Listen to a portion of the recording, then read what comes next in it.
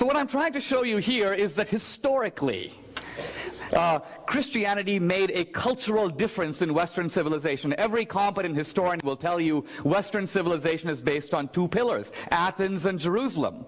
And it's the denial of this historical influence that creates a certain kind of naivete. Even science. We hear a lot about science. We're living in a scientific era. People often say to me, well, science is based on reason, and religion is based on faith.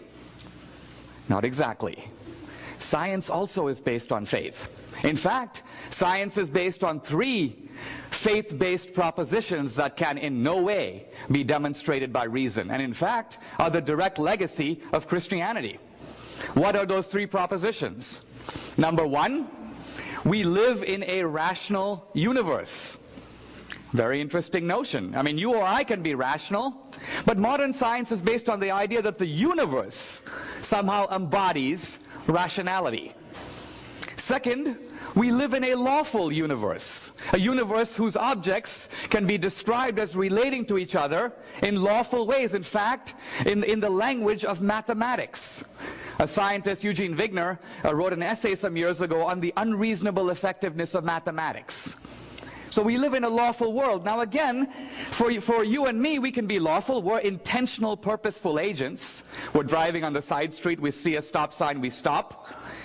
How can inanimate objects in a universe obey laws? You only have to go to other cultures to see that this idea is viewed as ridiculous. The Muslim thinker Al-Ghazali asks, how in effect can objects follow rules?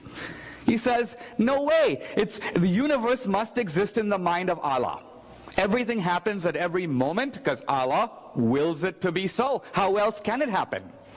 So it is only in Western civilization that they developed this idea of, you might say, a rational, lawful universe, and more, not only is the universe rational, but mysteriously its rationality out there is mirrored in the rationality of our own minds. And if you think about it, this is the most puzzling fact of all.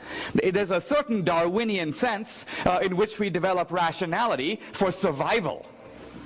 But why do we develop the rationality to comprehend Kepler's laws of planetary motion? Or E equals mc squared? In other words, why should the whirring inside your head, your brain is made up of atoms and molecules and neurons and circuits, why should all the whirring inside of here match up with somehow the rationality of the world out there? Why is there a one-to-one correspondence between the two? What is the reason? Well, there is no reason.